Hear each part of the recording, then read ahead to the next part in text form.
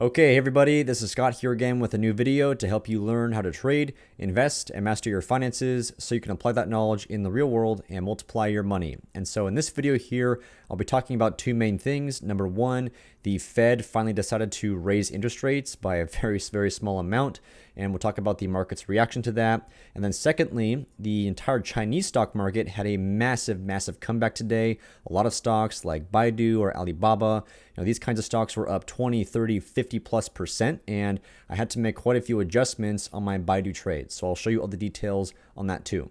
Now, as always, before we dive in here, in case you are brand new to the channel, again, my name is Scott, and I just want to let you know that you can also find me on SKILLSHARE as well, where you can take my very in-depth classes on options trading and stock market investing. And I provided some links to some of the introductory courses of mine in the description of this video below. So be sure to check them out, and when you sign up for SKILLSHARE using any of those links, you'll get a full 1-month free trial. All right, so let's get started here. And first off, I'll come over to this page. And like I said, the Federal Reserve today finally decided to raise interest rates for the first time since 2018. And this, of course, was in response to the massive rise in inflation that we've been seeing for many months now. And so the most important part of this article is right here in this paragraph. So basically, the U.S. Central Bank lifted its benchmark federal funds rate by 0.25% or 25 basis points. And now their new target range is between 0.25 and 0.5%.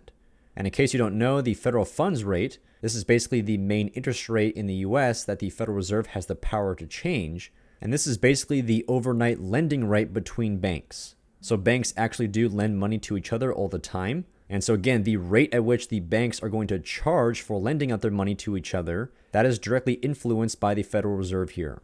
And then the main objective here is by increasing the rate at which banks can lend to each other, that should have a trickle-down effect and also increase rates pretty much everywhere else.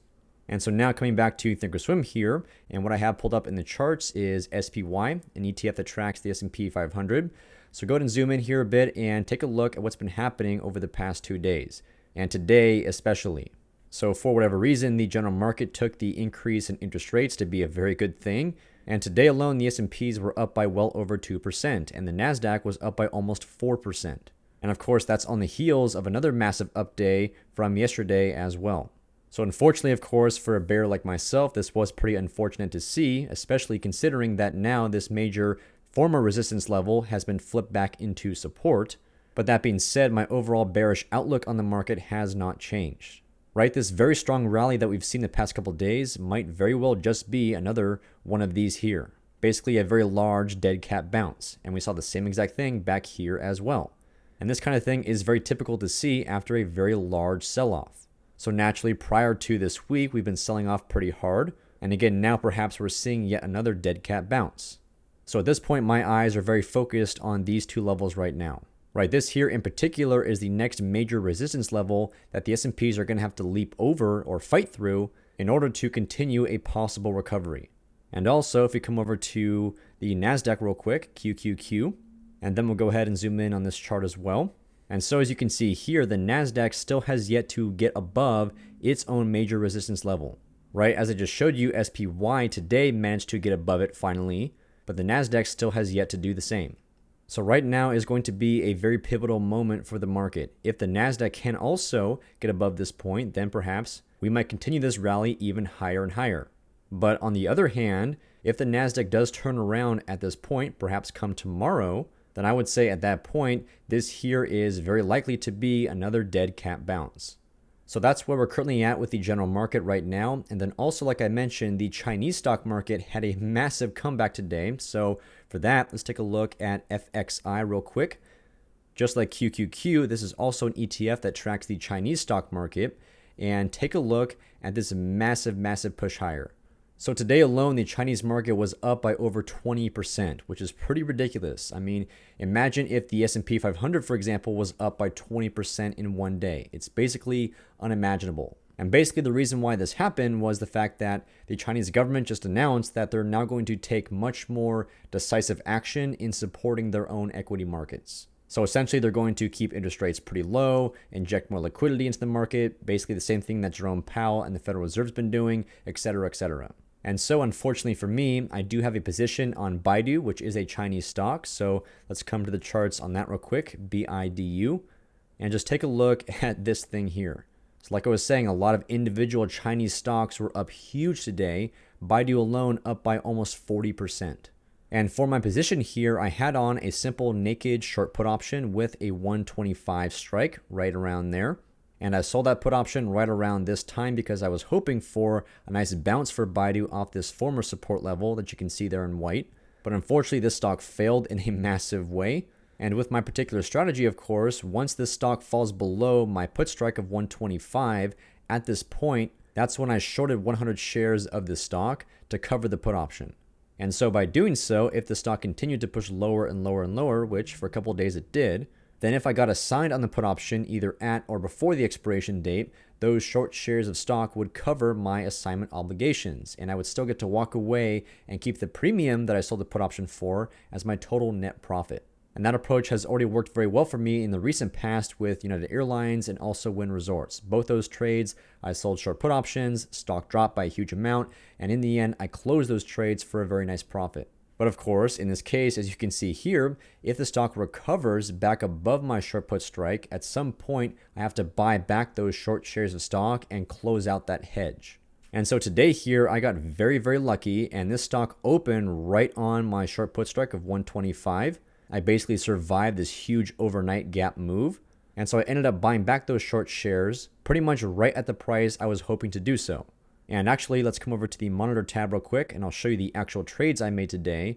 And I do know it looks a bit chaotic, but that's mostly because these orders got filled in increments, which you can plainly see right here, for example. But yes, as you can see on the market open this morning, I bought back those shares to close at a price of 125.25. And then a bit later with these orders here, Baidu did bounce through my put strike a few times. So again, for example, I had to short the shares once again with these orders right there. And as you can see, I shorted them at a price of 123.63, just a bit below my 125 put strike. And then I had to buy them back again for a small loss at 124.96. And basically this whole thing happened 2 times. And so ultimately here, if I have to repeatedly short and buy back the stock for small losses each time, then eventually those losses are going to add up, of course. And so that's why I also made an adjustment to this trade by selling a naked call option right there with this order with a 140 strike. And I sold this one call option for $514 of credit. And so now to make this very clear, let's go ahead and pull up the calculator and I'll show you the exact current state of this Baidu position. So initially I sold that 125 strike short put option for a starting credit of $530. And then like I explained, I have lost a decent amount of money from having to repeatedly short and buy back the stock. And those losses so far have amounted to $484. So we subtract $484 and that leaves a net remaining credit of only $46. So obviously that's not very good, and that's why again I sold this call option to take in extra credit. So now if we add back the 514, the $514 of additional credit that I collected from selling that call option, that brings my total net credit back up to $560, which is actually greater than my starting credit. And then finally, one last thing I had to do with this Baidu trade today was towards the end of the day, this stock actually pushed above my new short call strike of 140. And so that's why once that happened, I had to now buy 100 shares of the stock to cover that short call option. So you can see that right here with this last order, buying 100 shares to open at a price of 141.38. And again, like I explained, coming back to the charts real quick, Baidu finished today at almost 151. So this is now well above my short call strike. But since I'm long 100 shares now, it does not matter if this stock goes to $300 per share or to 1,000. So definitely a lot of defense today with that position, but sometimes that just happens. However, as you saw with the calculator there though, this trade still could be a full winner by the expiration date or perhaps even a bit sooner. And also, I'm actually glad this happened because this here was a great example to show you guys how I personally manage and defend my trades that go against me. And I do know it definitely can be a bit complex sometimes, but this approach does allow you to still potentially make money even when you are completely dead wrong on the direction of your trade. And that's a very cool thing. And if you do want to try this kind of approach on your own, I do highly recommend you try so first in a paper money account or a fake money account. And the thinkorswim platform here has an excellent paper trading feature that you can use, and I personally used for a while, because it allows you to make very realistic simulated trades all based on real-time stock and option pricing.